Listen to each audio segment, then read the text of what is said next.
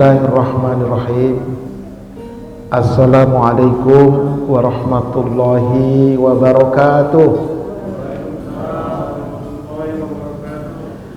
Alhamdulillahi wa kafa, wassalatu wassalamu ala rasulihil mustafa wa ala alihi wa ashabihi wa man ihtada, amma ba'd. Pertama dan paling utama, tiada kata yang pantas untuk senantiasa kita ungkapkan kecuali puji dan syukur kehadirat Allah Subhanahu wa taala dengan melafazkan kalimat hamdalah, alhamdulillahi rabbil alamin. Salawat dan salam semoga Allah sampaikan keharibaan Nabi kita Muhammad sallallahu alaihi wasallam.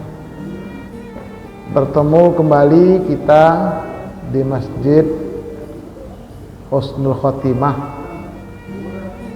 Polisi Militer Jakarta, apa kita nih? Jakarta Selatan ya. Mudah-mudahan kita semua dirahmati oleh Allah Subhanahu wa taala. Amin ya rabbal alamin. Seperti biasa, saya punya majelis di YouTube ya, masih di alam gaib dia. Mohon doanya nanti supaya ada wujudnya begitu. Majelis Studi Dakwah Terapan ya, sudah banyak video yang saya upload ya. Silakan berkunjung di channel saya Ustadz Arifin Purba Official. Tapi jangan lupa subscribe, like, and share. Baik Bapak Ibu sekalian. Nah, tema kita pada malam hari ini, kedepannya insya Allah kita akan mengkaji tentang muslim yang kafah. Ya, kita menjadi orang muslim udah berapa tahun ya? Nah, ada yang dari lahir udah muslim sampai umur ya sekarang ini dah 40 tahun, 50 tahun. Ada yang sudah 80 tahun jadi orang muslim, tapi nggak ngerti apa itu muslim kafah. Kan sayang ya.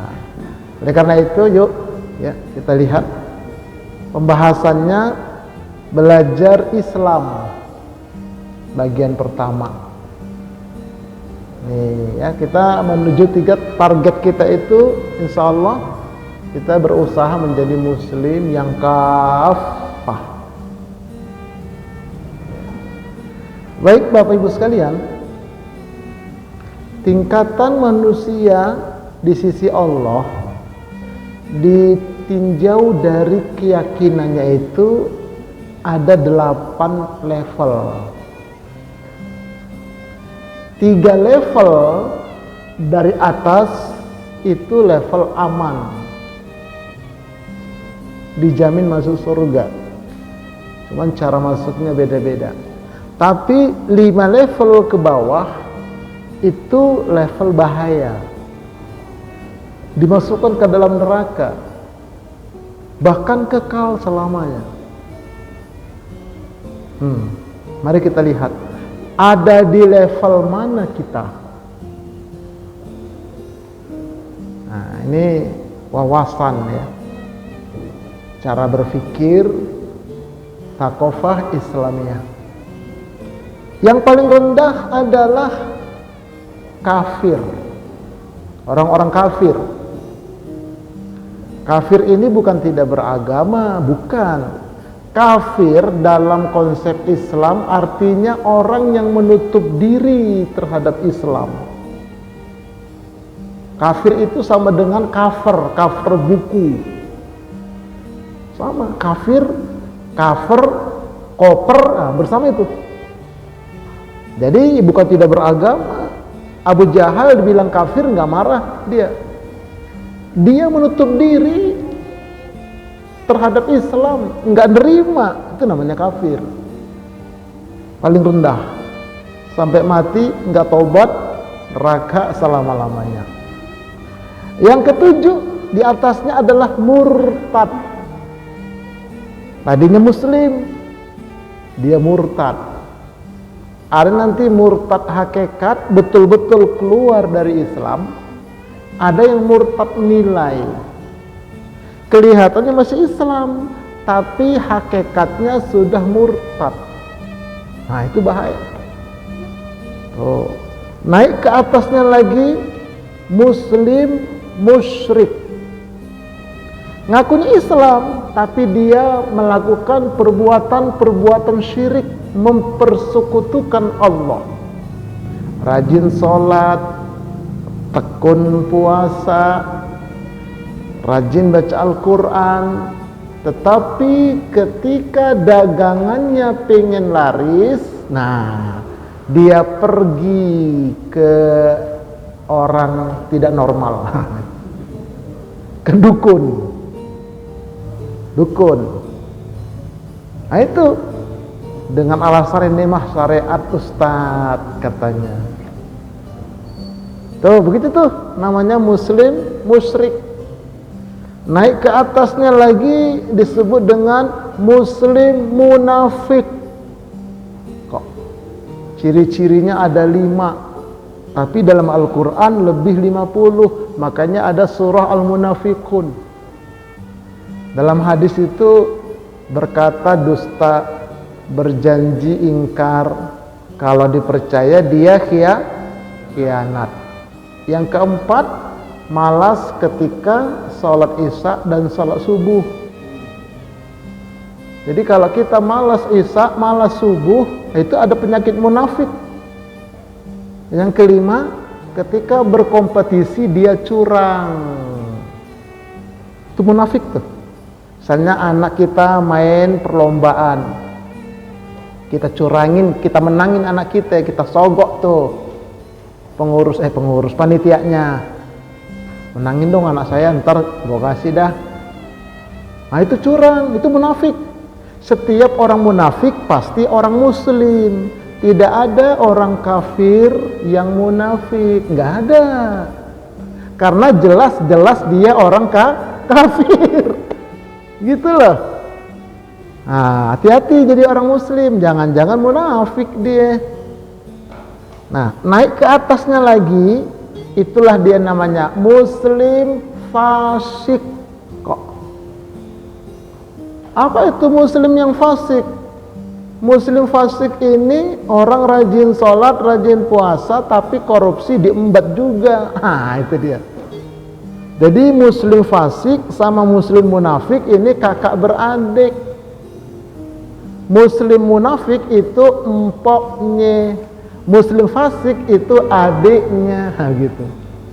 Nah, inilah level yang bahaya itu. Kalau sampai mati tidak bertobat, maka dipastikan masuk neraka. Orang munafik di keraknya api neraka selama-lamanya. Kalau nggak percaya, kita katakan kepada mereka, tunggu tanggal mainnya. Tuh Ustadz, dari 4 sampai 8 ada nggak saya ya? Nah masing-masing dah, masing-masing. Nggak boleh menuduh, kita nggak boleh. Untuk diri kita sendiri ini. Nah, saya menyampaikan, dan saya juga sudah punya prinsip. Saya jangan sampai saya di sini. Kalau kata orang Medan, amit-amit jabang bayi, ojo nurun kambe anak putuku. Kata orang Medan, bahasanya bahasa Jawa. Yang ngomong orang Medan. Tuh. Oke. Nah, kita lihat level aman tuh di atasnya. Level aman. Level aman yang paling bawah itu adalah muslim. Nah, nanti tambahannya muslim kafah. Itu level aman tapi paling bawah. Level aman di atasnya adalah mukmin, orang beriman.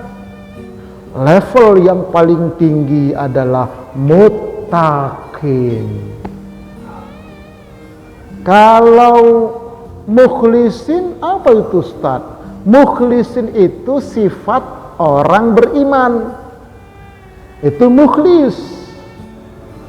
Kalau muhsinin, apa itu Ustaz? sifat orang bertakwa. Muhsin, orang yang selalu memperbaiki diri. Sifat dia ya, kalau mukhlis sama muhsin. Sifat. Kalau mukhlisin itu sifat orang beriman, orangnya ikhlas. Kalau muhsinin sifat orang bertakwa, orangnya selalu memperbaiki dan memperbuat kebaikan. Terus dia perbaiki dirinya, ibadahnya dia perbaiki, akidahnya dia perbaiki, akhlaknya dia perbaiki terus dengan ngaji dan seterusnya. Itu namanya orang bertakwa, muttaqin. Nah, itulah level aman yang akan kita kaji ke depan. Ini muslim, yaitu menuju muslim yang kafah. Nah, itu tahu petanya. Nanti ustadz yang 4-8 kita kaji, boleh kapan-kapan kita kaji itu nanti. Nah, tapi yang bagus dulu, yang aman dulu kita kaji untuk memperbaiki diri kita. Sampai di sini kira-kira paham nggak Bapak Ibu? Paham ya? Paham, karena ada infokusnya, enak dia. Ada gambarannya dia tuh, ada petanya begitu. Oke, yuk kita masuk pelan-pelan nih.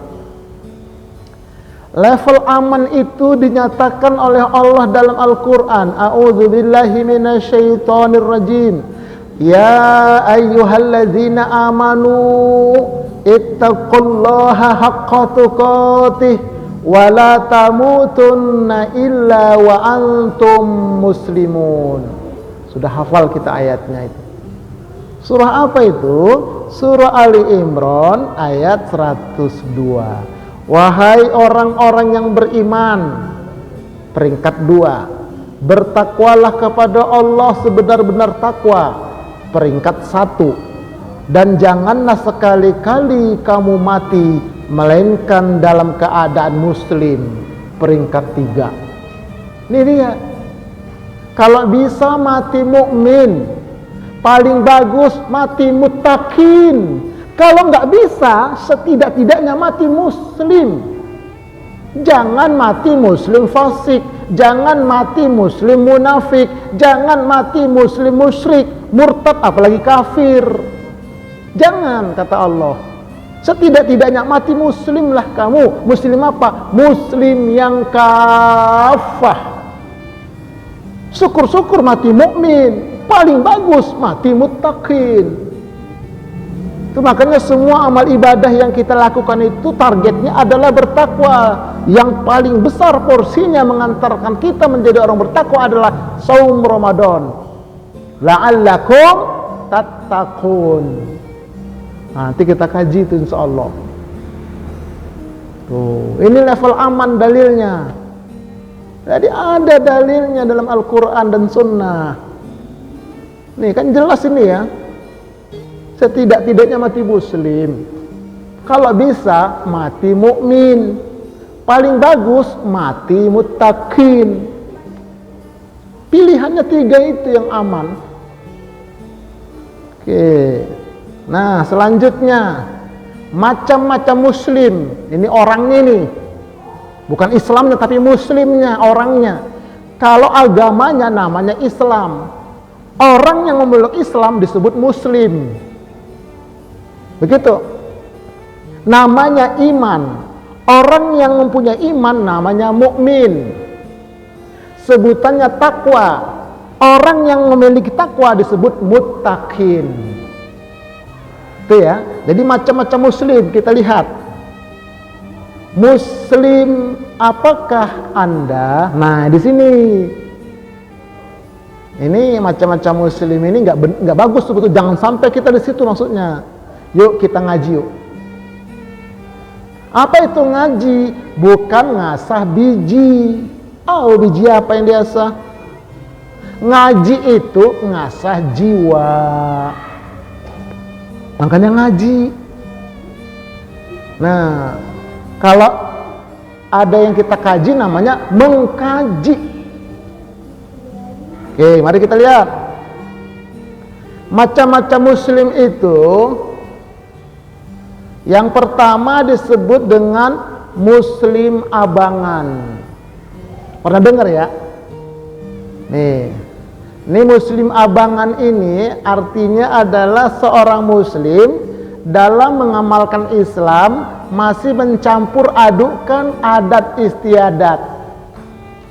Dia sholat, dia puasa, tapi ketika dia bercocok tanam pertanian, dia bikin potong kebo, kepalanya ditaruh di tengah-tengah sawah. Nah itu muslim abangan itu. Ya kalau dia nelayan, kepala kebo didandani sedemikian rupa, dibikin perahu-perahuan, dilepas kemana? Ke lautan. Tapi dia muslim, pakai sholawat lagi, pakai al-fatihah begitu. Aneh kadang-kadang. Nah itu namanya muslim abangan, nggak benar. Nanti kategorinya dia musyrik. Nah yang kedua, muslim putihan. Nah ini sudah hilang, adat-adatnya sudah hilang, sudah bersila, tapi masih ada dikit-dikit lagi. Itu namanya muslim putihan, kaum santri lah kira-kira begitu kalau zaman dulunya. Nah kalau abang itu mungkin kejawen kali ya, ya begitu ya. Yang ketiga namanya muslim aliran. Zaman dulu itu udah ada sejak Rasulullah wafat, kemudian masa-masa Khalifah Ali bin Abi Thalib mulai muncul. Ada namanya muslim khawarij yang keluar dari pasukan Ali. Mereka buat kelompok mengkafir-kafirkan, nah begitu, mengkafirkan Ali dan pengikutnya, mengkafirkan Muawiyah dan pengikutnya. Namanya khawarij. Jadi hati-hati kalau ada orang Islam yang suka mengkafir-kafirkan orang Islam lain, itu khawarij. Ada nggak kira-kira zaman sekarang? Ada.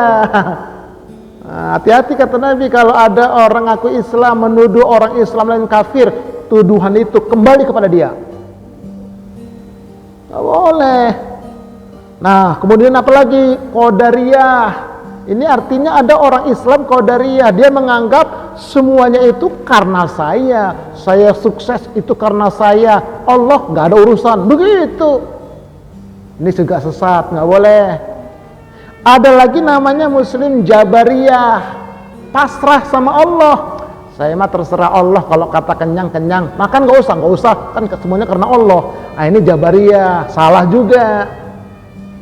Nah yang benar itu Ahlus Sunnah wal Jamaah, tetap kita wajib ikhtiar, tapi semuanya adalah pertolongan Allah.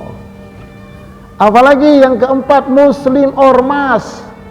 Ada Persis, iya ada muslim NU, ada muslim Muhammadiyah, ada muslim Jamaah Tabligh, ada muslim Salafi, pernah dengar? Nah itu semua ormas-ormas itu, kelompok-kelompok. Boleh nggak Ustadz? Kalau sekedar untuk organisasi, boleh. Tapi kalau dijadikan sebagai ideologi, kamilah yang paling benar, yang lain sesat, nah itu nggak boleh. Makanya nggak masuk NU, nggak murtad, nggak apa-apa. Saya nggak NU, saya nggak Muhammadiyah, saya nggak Persis, saya Muslim aja udah. Itu kan organisasi. Untuk organisasi metodologi dakwah boleh, tapi ideologi nggak boleh. Apa itu ideologi? Kami yang paling benar. Nah itu nggak boleh itu. Nah, oke ya. Kemudian yang kelima adalah muslim partai. Nah, ada lagi muslim P3. Tuh, gambarnya Ka'bah. Muslim PKB, ya kan? Muslim semua kan? Ada lagi muslim PKS. Banyak itu. Kayak saya bilang, bisa nggak orang Islam itu partainya satu aja? Oh nggak bisa Ustadz, kenapa? Sayang kursinya Ustadz. Tuh, kursi dia. Makanya saya bukan orang partai. Tuh, begitu tuh Muslim itu, hati-hati. Nggak boleh Muslim PKS yang paling bener, Muslim PKB yang paling benar nggak boleh, Muslim P3 nggak boleh, itu sekedar partai. Tuh, apalagi Ustadz, yang keenam, Muslim julukan. Nah, ini ada yang menjulukan kepada kita, namanya Muslim atau Islam radikal. Tuh, warisan apa namanya, aliran keras. Wah, jangan-jangan Ustadz ini Islamnya radikal. Kenapa? Ada jenggotnya. Begitu kata dia. Itu zaman sekarang, dikit-dikit radikal, dikit-dikit radikal. Islam Muslim teroris tuh. Ya kan? Itu mah julukan, jelek-jelekin, itu nggak boleh. Nggak ada Islam teroris, nggak ada Muslim teroris, nggak ada. Tapi kalau nanti tiba saja jihad, ya jihad kita, nggak boleh takut. Tuh, ada lagi namanya Muslim liberal. Pernah dengar liberal? Ini dipisahkan antara urusan agama dengan dunia. Jangan bawa-bawa politik lah. Udah, orang Islam mesti nggak usah berpolitik. Begitu kata mereka. Jadi itu namanya Islam liberal, dipisah-pisah sama dia, nggak boleh. Islam itu semuanya ada. Oke, yang ketujuh namanya lagi Muslim kualitas. Itu tadi ada Muslim fasik, ada Muslim munafik, ada Muslim musyrik, dan nanti ada Muslim kafah. Itu yang berkualitas dia. Itu yang akan kita kaji nanti. Apalagi yang kedelapan, Muslim keturunan. Nah, ini dari bapaknya, dari engkongnya, dari opungnya, dia Muslim, lahir jadi orang Muslim, tapi nggak pernah belajar Islam secara serius. Akhirnya dia menjadi Islam kurnat, winti, cukur, sunat, kawin, mati. Itu namanya kurnat, winti. Kur, cukur, lahir dicukur rambutnya. Nat, sunat, gedean dikit disunat. Dewasa, win, kawinkan. Tua, mati. Tuh, jadi cuma 4 dia. Kurnat, winti, cukur, sunat, kawin, mati. Nggak pernah ngaji, nggak pernah ibadah. Ada yang kayak gitu Islamnya. Jangan sampai kita Islam yang kayak begitu. Oke. Nah, yang ke-9 ada namanya Muslim mu'allaf, yaitu yang kolbunya masih labil karena baru memeluk Islam. Inilah kira-kira macam-macam Muslim itu. Nah, kita hendaknya itu yang peringkat nomor 7, tapi yang kafah tadi, Muslim kafah. Nah, kesanalah kita hendaknya. Jadi orang Islam yang betul-betul totalitas. Total dari ujung rambut sampai ujung kaki kita siap diatur oleh Islam. Itu namanya Muslim kafah. Dari mau tidur sampai bangun tidur diatur oleh Islam. Makanya ada bacaan doa-doanya. Ya kan Dek ya, kalau mau tidur doanya apa? Allahumma barik. Salah ya? Tuh, gitu dia mau tidur baca doa, bangun tidur baca doa.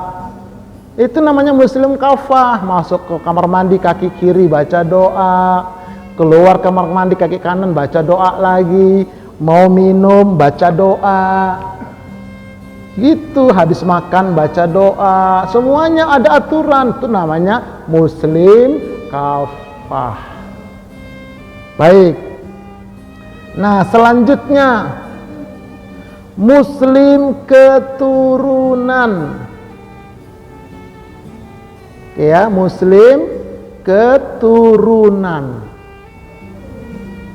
Seorang menjadi Muslim karena ibu bapaknya. Disebutkan dalam hadis, "Ma min waladin illa yuladu 'alal fitrati."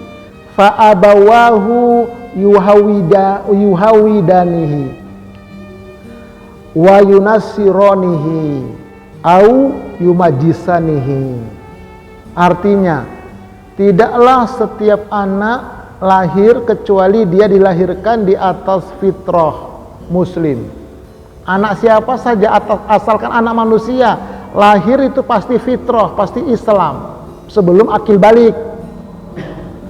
Tuh, walaupun dia bapak ibunya non muslim, anak kecil lahir, oe itu muslim tuh. Andai kata dia mati masuk surga. Tapi begitu dia akil balik, nah udah misalnya kalau laki-laki umur 10 tahun, 11 tahun udah mimpi basah.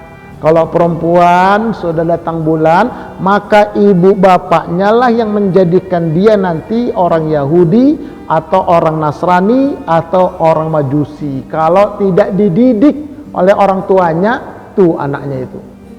Makanya wajib orang tua mendidik anak-anak kita supaya menjadi seorang muslim yang kafah. Bagaimana bisa mendidik anak muslim yang kafah? Bapak ibunya juga nggak ngerti, nggak belajar, sayang tuh. Ada pengajian nggak mau datang dia, ya terserah lah.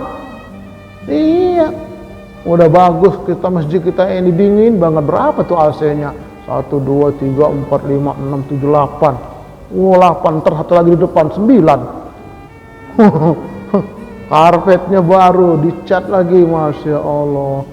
Nanti habis pengajian ada berkat pula lagi, kan enak kali ngaji itu.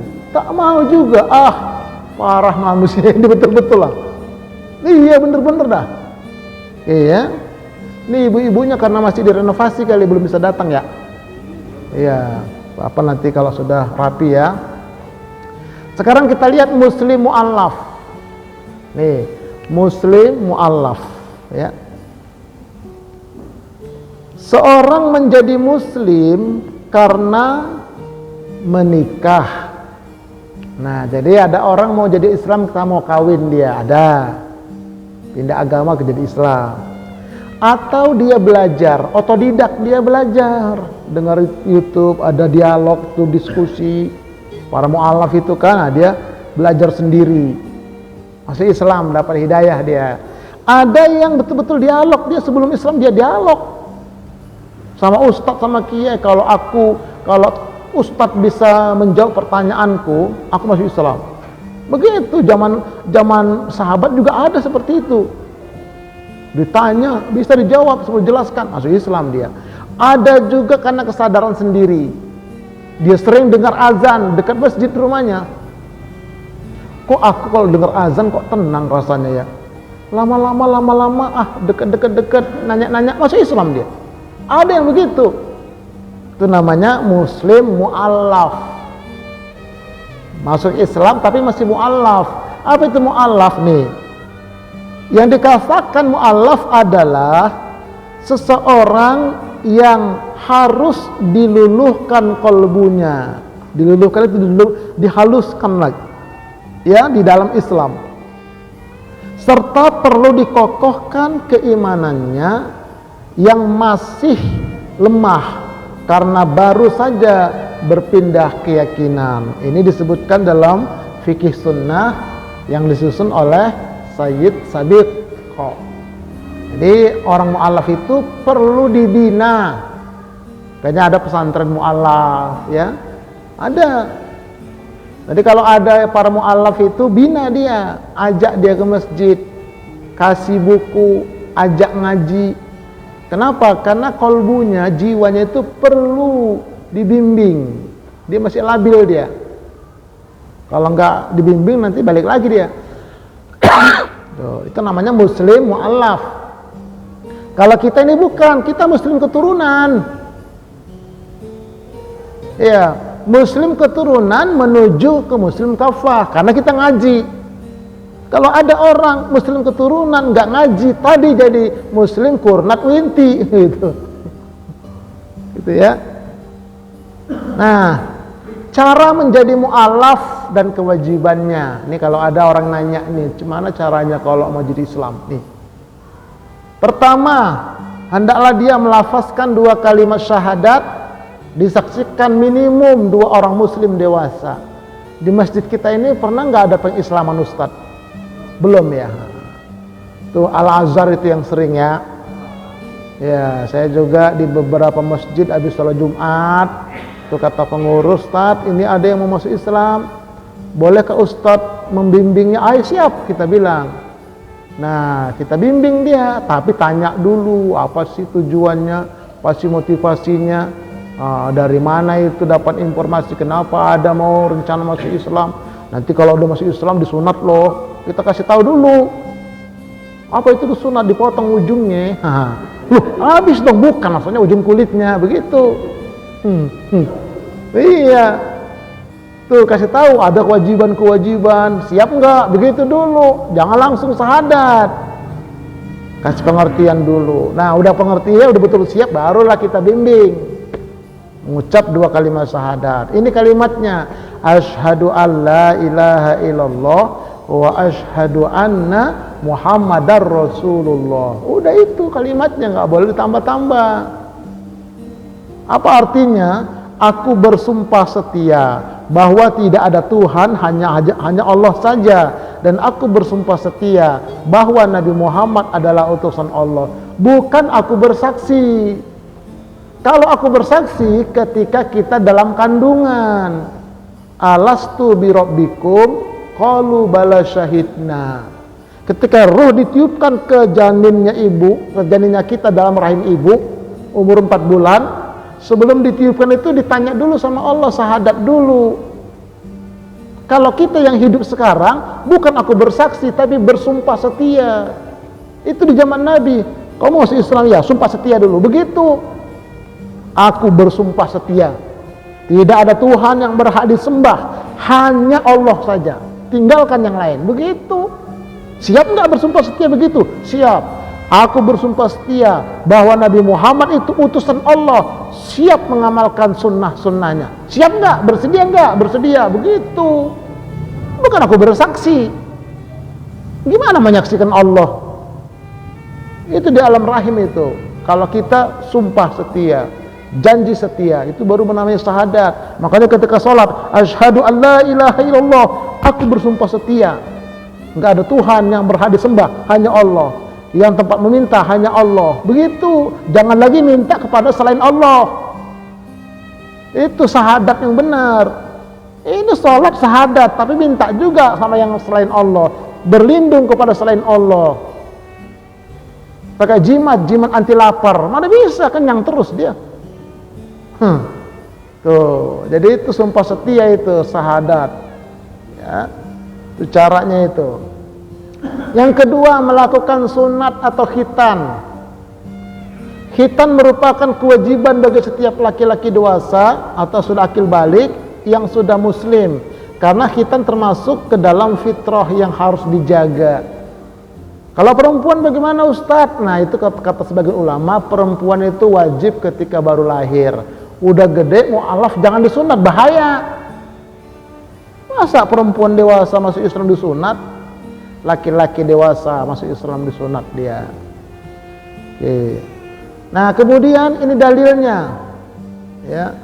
Dari Abu Hurairah dalam satu riwayat, fitrah itu ada 5 perkara. 1, khitan. Yang kedua, mencukur bulu kemaluan. Yang ketiga, menggunting kuku. Yang keempat, mencabut bulu ketiak. Dan yang kelima, memendekkan kumis.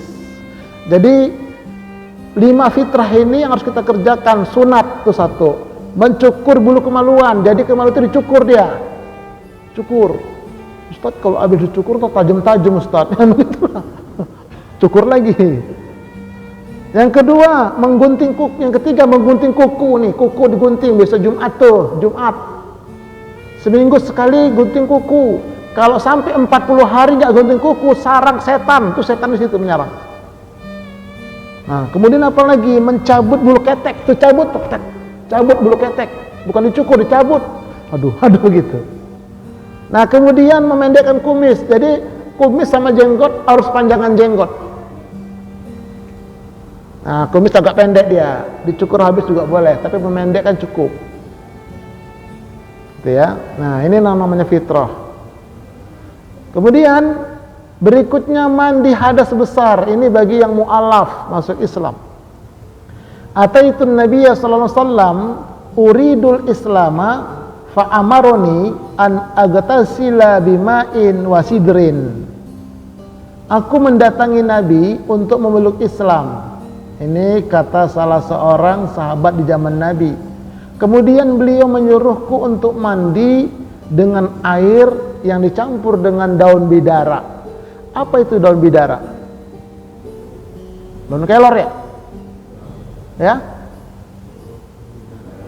Daun bidara yang kalau untuk orang mandi, orang mayit itu juga kan? Iya. Jadi intinya apa? Intinya mandi wajib itu wajib bagi orang yang baru masuk Islam. Ya, setelah dia disunat atau sebelum disunat, dia mandi wajib dulu. Setelah mengucapkan 2 kalimat syahadat, ayo mandi wajib. Caranya seperti yang sudah kita kaji kemarin. Nah, kalau untuk orang mu'alaf itu dianjurkan pakai daun bidara, dia dicampur. Ya. Oke, nah selanjutnya yang keempat, melaksanakan rukun Islam yang 5. Melafazkan 2 kalimat syahadat, menegakkan sholat, melaksanakan saum Ramadan, mengeluarkan zakat jika mampu, menunaikan haji bila mampu. Itulah kewajiban sebagai seorang mu'allaf kalau dia sudah masuk Islam. Nah, oke. Selanjutnya lagi, keutamaan orang yang sudah masuk Islam menjadi mu'allaf. 1, dihapus seluruh dosa-dosa dan kesalahannya. Ini dia. Disebutkan di dalam Al-Qur'anul Karim, surah Al-Anfal ayat 38. Ini artinya kita lihat. Katakanlah wahai Muhammad kepada orang-orang kafir itu. Nah, di antaranya dulu ini ayat ini turun untuk orang-orang yaitu Abu Sufyan dan kawan-kawannya. Jika mereka berhenti dari kekafirannya, maksudnya jika mereka menjadi muslim, masuk Islam, niscaya Allah akan mengampuni dosa-dosa mereka yang telah lalu. Namun jika mereka kembali lagi murtad, sungguh akan berlaku kepada mereka sunnah Allah terhadap orang-orang terdahulu. Nah, jadi ini Allah nyatakan, Allah perintahkan kepada Rasul untuk disampaikan kepada Abu Sufyan dan teman-temannya. Tapi akhirnya nanti mereka itu masuk Islam. Ini informasi bahwa semua dosa-dosa di masa jahiliyah sebelum Islam, begitu masuk Islam hapus, maka mereka seperti anak yang baru lahir. Andai kata selesai mengucap 2 kalimat syahadat, 2 menit langsung meninggal, itu surga bagiannya. Dosa yang dulu hapus semua. Itu makanya sebagian ulama mengatakan, orang yang tadinya kafir aja banyak dosa, begitu mengucap 2 kalimat syahadat hapus dosanya. Apalagi kita kan banyak dosa ini selama ini. Kita ngucap 2 kalimat syahadat, tapi nah ini dia, tapi mengucapkannya itu dengan zahir dan batin. Nanti kita kaji. Ada syahadat zahir, itulah dia asyhadu an la ilaha illallah wa asyhadu anna muhammadar rasulullah, itu syahadat zahir. Tapi nanti ada syahadat batin. Nah, jiwanya ikut, hapus dosanya. Nah, nanti kita kaji ke dalam itu pengajiannya. Ada puasa zahir, ada puasa batin. Begitu semua. Ya, ada sholat zahir, ada sholat batin. Makanya kan ada hadis berapa banyak orang yang puasa Ramadan tidak dapat pahala apa-apa kecuali lapar dan haus. Kenapa? Dia sekedar puasa zahir, batinnya nggak ikut, 0. Begitupun sholat. Betapa banyak orang sholat malam, qiyamul lail, nggak dapat apa-apa dari sholatnya kecuali begadang malam saja. Kenapa? Sholatnya sekedar sholat zahir, batinnya nggak ikut. Artinya apa? Nggak ada khusyuknya. Tuh, belajar nanti dapat insya Allah. Nah, jadi intinya tadi orang kafir aja mengucap 2 kalimat syahadat hapus dosanya, apalagi kita. Nah, tapi harus zahir dan batin. Makanya kan ada ayat Allah itu huwal awalu wal akhiru, dia yang awal, dia yang akhir. Huwa zahiru huwal batinu, dia yang zahir, dia yang batin. Jadi ada zahir batin. Oke. Nah, kemudian yang kedua, semua amal kebaikan yang pernah dilakukan selama masih kafir, ketika sudah Islam tetap dapat pahala. Ini orang kafir nih, di luar Islam. Dia rajin sedekah selama ini, bagi-bagi. Masuk Islam itu dihitung pahala loh. Dosa dihapuskan, semua kebaikan dia jadi pahala. Mantap tuh. Ustadz, kalau gitu saya murtad aja dulu. Jangan. Begitu murtad kesandung mati. Nah lo, nggak boleh. Nah, ini ya kita lihat ya dalam hadis. Ini hadisnya sahih riwayat Imam Bukhari. Kita lihat terjemahannya. Dari Hakim bin Hizam. Ia berkata, wahai Rasulullah, apakah engkau memandang perbuatan-perbuatan baik yang aku lakukan sewaktu masa jahiliyah, seperti sedekah, membebaskan budak, silaturahim, apakah itu tak mendapatkan pahala ya Rasulullah? Ini kata sahabat yang mu'allaf ini. Nabi bersabda, engkau telah masuk Islam beserta semua kebaikanmu yang dahulu. Masya Allah, luar biasa kan? Engkau telah masuk Islam, semua kebaikanmu dulu itu jadi pahala untukmu. Ini luar biasanya nih mu'allaf. Tadi nggak main-main Bapak Ibu sekalian. Saya lahir sudah muslim, tapi bapak saya itu mu'allaf. Di Medan dulu, orang Batak dia. Agamanya sebelum Islam itu agama animisme. Ya, namanya itu agama sipil begu, nyembah hantu, nyembah jin, pohon kayu raja. Pohon kayu raja itu tumbuhnya di jurang. Dipeluk 10 orang, kagak bisa kepeluk. Tinggi, cuman daunnya doang di atas. Ini nggak ada batang-batang, nggak ada lurus. Tuh di bawahnya bikin sajen-sajen. Tuh bapak saya sama opung saya dulu. Nah kemudian bapak saya merantau dia ke kecamatan, ketemu sama Pak Haji, jadi orang tua angkat. Diislamkanlah bapak saya, masih bujangan. Ini sekitar tahun 1964-65. Ya. Nah kemudian bapak saya pulang kampung di dusun. Opung saya, kakek saya itu kepala suku, ada 50 kakak, tapi semua agamanya animisme. Bapak saya ngobrol sama opung saya, dialog panjang lebar, akhirnya opung saya pun ngakuin. Karena kata bapak saya, pemerintah mewajibkan kita memilih salah satu agama yang 4, nggak boleh agama animisme. Jadi agama 4 itu Islam, Kristen, Hindu, Buddha. Tuh, zaman dulu itu. Kata bapak saya nih, kalau Hindu sama Buddha ini hampir mirip-mirip agama yang lama, jangan dah. Tinggal 2 dah nih, Islam sama Kristen. Kata bapak saya.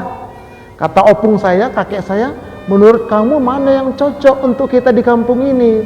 Kalau menurut saya, kata bapak saya ini, Islam yang cocok. Kok nggak Kristen? Enggak, Islam. Apa alasannya? Kata opung saya, kan semua agama punya ibadah, betul. Orang Kristen ibadahnya di gereja hari Minggu jam 7 pagi. Kalau orang Islam ibadahnya hari Jumat jam 12 siang, sholat Jumat.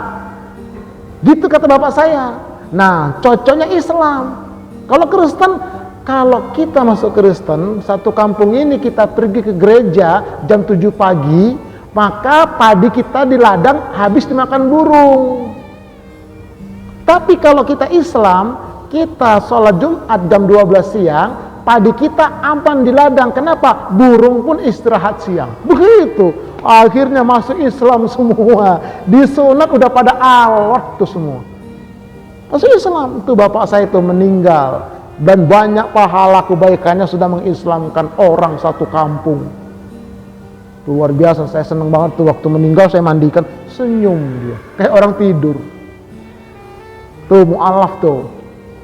Nih semua kebaikan yang dulu-dulu itu langsung dapat pahala. Kayaknya ya. Itu. Nah, kemudian ini hati-hati kita sebagai orang muslim. Kalau kita jadi orang muslim tidak ada embel-embel di belakangnya. Ini dia. Sesungguhnya umat Islam ini adalah umat yang satu, yaitu muslim, dan aku adalah Tuhanmu, maka bertakwalah kepadaku. Kemudian mereka menjadi umat terpecah belah menjadi beberapa pecahan. Tiap-tiap golongan merasa bangga dengan apa yang ada pada sisi mereka masing-masing. Maka biarkanlah mereka dalam kesesatan sampai suatu waktu. Enggak boleh saya Islam Salafi, saya Islam NU, saya Islam Muhammadiyah yang paling benar. Enggak boleh, kata Allah, sesat. Jadi muslim aja udah, nggak ada embel-embel di belakangnya. Dan terakhir, sebutan yang benar adalah saya muslim. Ini dalilnya.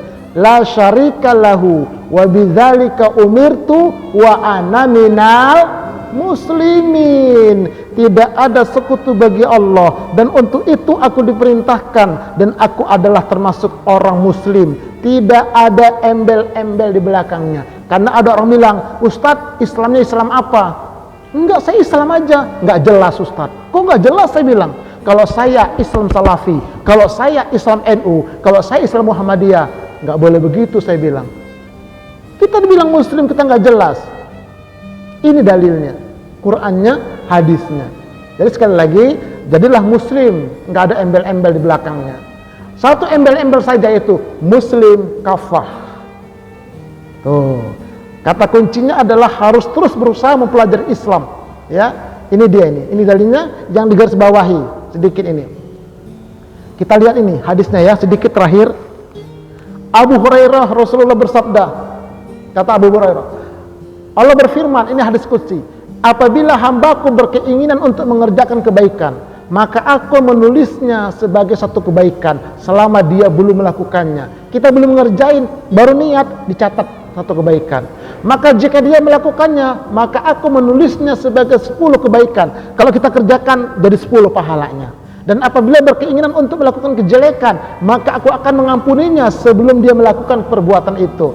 Namun jika dia mengamalkannya, maka aku tuliskan sebagai satu kejelekan saja, dan dia lebih mengetahuinya. Seraya dia berfirman, kalian awasilah dia, kata Allah kepada malaikat, jika dia mengerjakan kejelekan, maka kalian tulislah dengan semisalnya.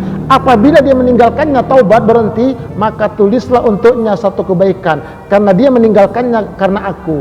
Dan Rasulullah bersabda, apabila salah seorang dari kalian memperbagus Islamnya, maka setiap kebaikan yang dia kerjakan akan dicatat 10 kali semisalnya, hingga 700 kali lipat. Dan setiap kejelekan yang dia kerjakan niscaya dicatat dengan semisalnya hingga dia menemui Allah. Artinya, kalau kita belajar Islam, ngaji terus untuk memperbagus Islam, menjadi muslim yang kafah, satu kebaikan kita kerjakan, balasannya 700 kali lipat. Inilah kita ngaji ini, luar biasa. Yuk kita berusaha, ya. Bagaimana memperbagus keislaman kita? Yuk mari sama-sama kita itu belajar terus dan terus belajar. Belajar terus dan terus belajar. Sampai jumpa pada bagian yang kedua. Wallahu a'lam bishawab. Mudah-mudahan bermanfaat, dan kita tutup dengan doa kafaratul majlis. Subhanakallahumma wa bihamdika asyhadu an la ilaha illa anta astaghfiruka wa atubu ilaik. Assalamualaikum warahmatullahi wabarakatuh.